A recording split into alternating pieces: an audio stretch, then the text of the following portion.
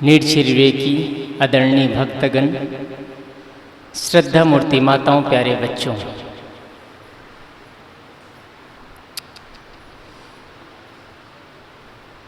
हमारा सौभाग्य है जो हम कबीर पर सुनना चाहते हैं, सदगुरु कबीर को जानना चाहते हैं, सदगुरु कबीर को समझना चाहते हैं। सदगुरु कबीर वैसे ही है बेबूझ। जैसा कोई जंगल बनाया जाए तो बनाया गया जंगल का स्वाभाविकता अलग होता है, लेकिन जिस जंगल को कोई निर्माण न किया हो, आप ही आप वो जंगल बन चुका हो, वो बेडौल होता है जंगल। वो जंगल बेडौल होता है, लेकिन उसकी आनंद, उसकी सुगंधी, उसका जो मनोरम दृश्य है वो कुछ अलग ही होता है। सदगुरु कबीर ही ऐसे हैं। सदगुरु कबीर को किसी ने बनाया नहीं था, सदगुरु कबीर ने बहुत सोचा समझा नहीं, इसलिए उनकी बातें कभी सुनते हैं तो अटपटे लगता है, और कभी सुनते हैं तो इतनी खड़ी खड़ी बात करते हैं, सीधा काट देते हैं, और कभी कभी ऐसे सुनते हैं तो लगता है उनके जैसा विनम्र नहीं। वो कहते हैं, दादा भाई बाप के लेखों चरणन हुई हो बंदा, अत की पुरिया जो निर्वारे सो जन सदा आनंदा। मैं दादा कहता हूँ, भाई कहता हूँ, बाप कहता हूँ, चरणों की वंदना करता हूँ मैं। इस बार जो पुरिया वासना की गठरी का निवारा कर दे, वो सदा सदा के लिए बादशाह हो जाएगा। क्या हम सब वासना की पुरिया को जला पा रहे हैं? क्या हम अपने वासनाओं को दग्ध कर पा रहे हैं? हम बाहरी बुराइयों से यदि हम ऊपर नहीं उठ पाए तो अध्यात्म की ऊंचाइयों को छू पाना सहज नहीं है। मन की गति को समझ पाना सहज नहीं है। मन को देख पाना, मन की साधना कर पाना सहज नहीं है। एक बाहर की स्थिति है। मैंने कहा सदगुरु कबीर साहब कभी विनम्र एकदम सरलता से कहते हैं,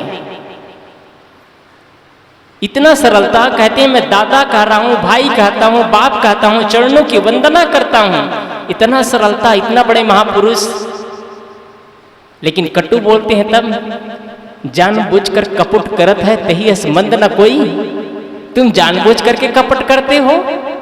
तेरे जैसे मंद बुद्धि का आदमी कौन होगा?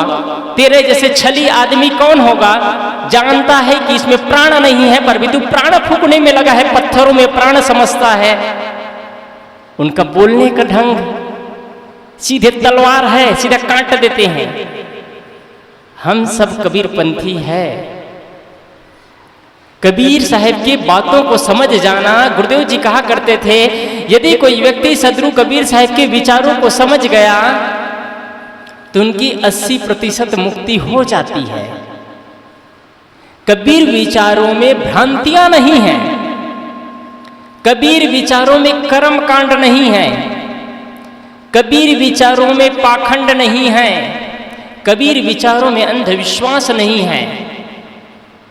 लेकिन हो रहा है, आप यहां से कुछ लेकर के जाइएगा, निर्भ्रांत जीवन।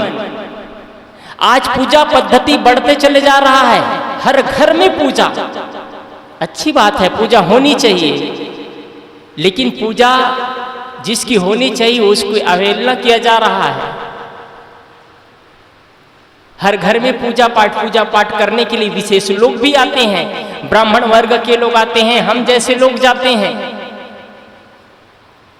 और कुछ ऐसे वर्ग के लोग भी तैयार हो चुके हैं जो पूजा के समय अपना वेशभूषा बदल लेते हैं। बाकी समय तो जैसे भी जीवन जिए चलेगा। बगल में तुलसी है,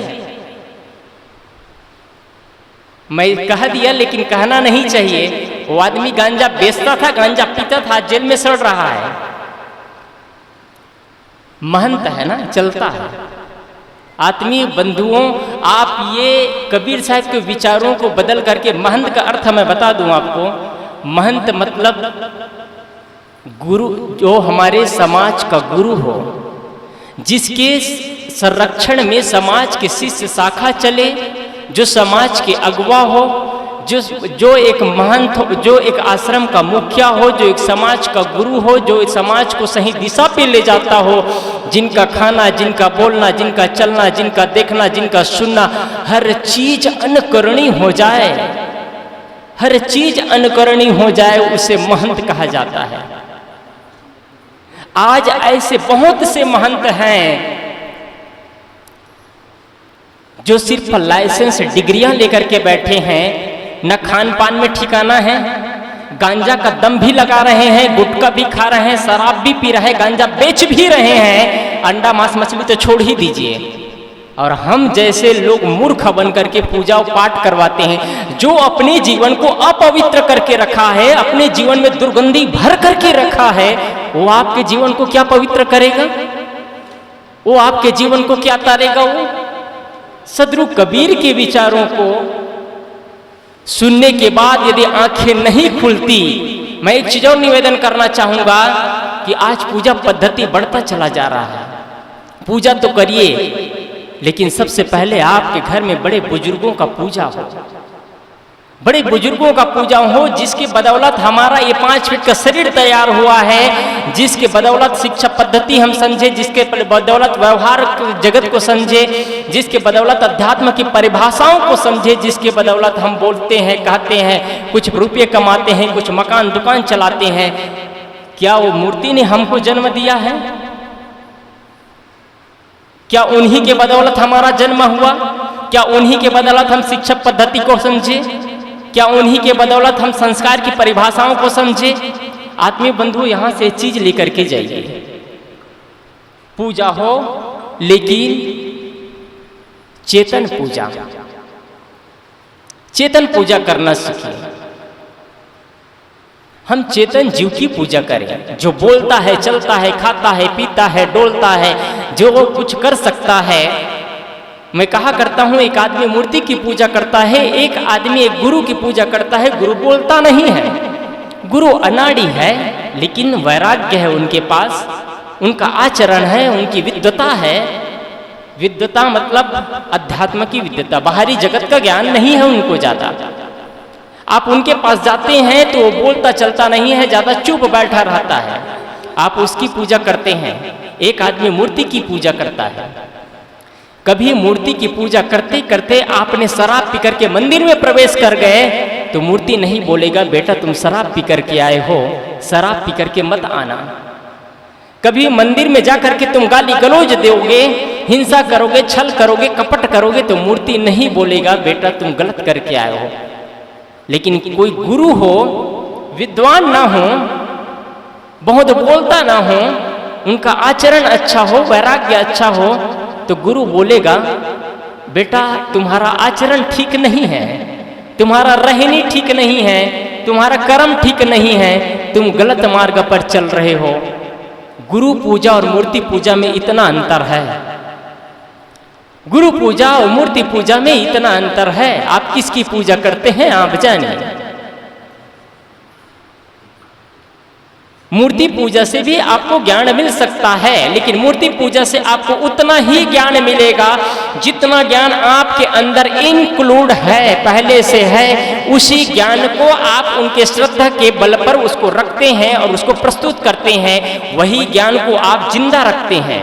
नया ज्ञान मूर्ति पूजा करके आप नहीं पा सकते, लेकिन जीवित इंसान की पूजा करके आप जीवित पूजा का अर्थ ये, मैं आपको और बता दूं, पूजा का अर्थ सिर्फ आरती और थाल घुमा देना ही पूजा नहीं है, याद रखिएगा। एक फुलबत्ती जला दिए, एक नारियल तोड़ दिए, एक अगरबत्ती जला दिए, 3 बार घुमा दिए, इतना ही पूजा नहीं है। पूजा है हम किसी के घटनाओं को देखें और हम द्रवित हो उठे, उनके घटनाओं में हम सहारा बने, माता पिता का सहयोग करें, संत गुरुजनों का सहयोग करें, समाज का सहयोग करें, हम उनकी विषम परिस्थिति में हम उनका सहारा बने, ये पूजा है। भगवान कृष्ण अर्जुन से कह रहे हैं, पार्थ पूजा सिर्फ आरती की थाल ले लेना, अगरबत्ती जला लेना ही पूजा नहीं है। पार्थ पूजा वो है जब हम किसी की घटनाओं को देख करके द्रवित हो उठे, हमारे अंदर एक भूचाल पैदा हो जाए कि ऐसा भी हो सकता है, हमको बदलना चाहिए।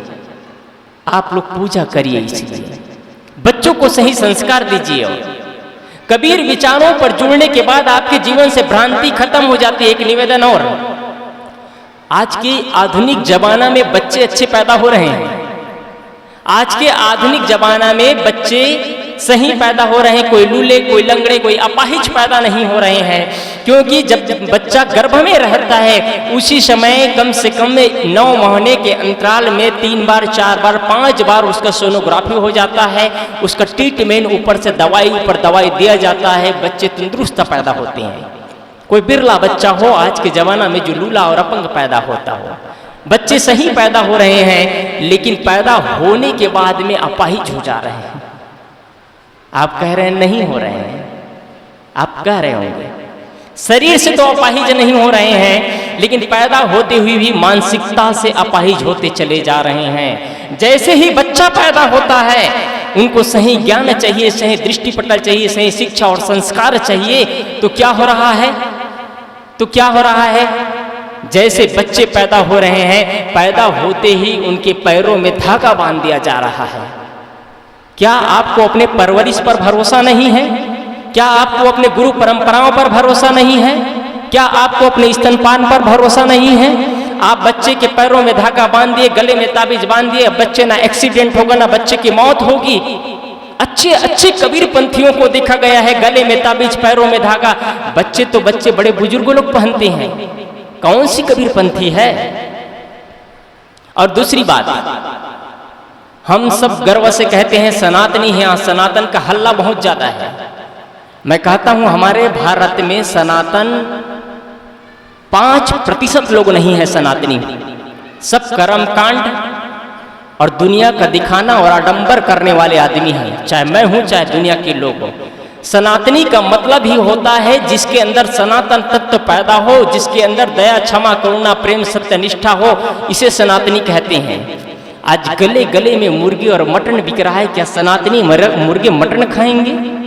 गले गले में मछलियां बिक रही हैं, गले गले में मांस और शराब बिक रहे हैं, क्या सनातनी ऐसा करेंगे?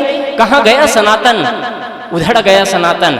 आज एक गांव में स्कूल है, सामने बगल में क्या है, मुर्गी फार्म खुला है। गांव वाले को कोई लिहाज ही नहीं है, गांव वाले को कोई मतलब ही नहीं है। हमारे बच्चे बर्बाद हो रहे हैं, किस दिशा में जा रहे हैं उसकी कोई नैतिकता ही नहीं है। एक दिन ऐसी स्थिति आएगी जब बच्चे आपके ही ऊपर प्रहार करेंगे तो आपको लगेगा कि मेरे बच्चे गलत दिशा की ओर जा रहे हैं।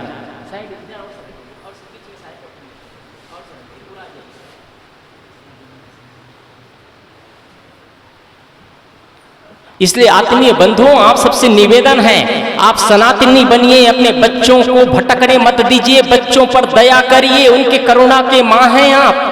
आपके अंदर करुणा जगना चाहिए। आप सदगुरु कबीर के पक्के अनुयायी हैं, इस विचारों को लेकर के यहाँ से जाए। बस इतना ही कहकर अपने वाणी को विराम देता हूँ साहब।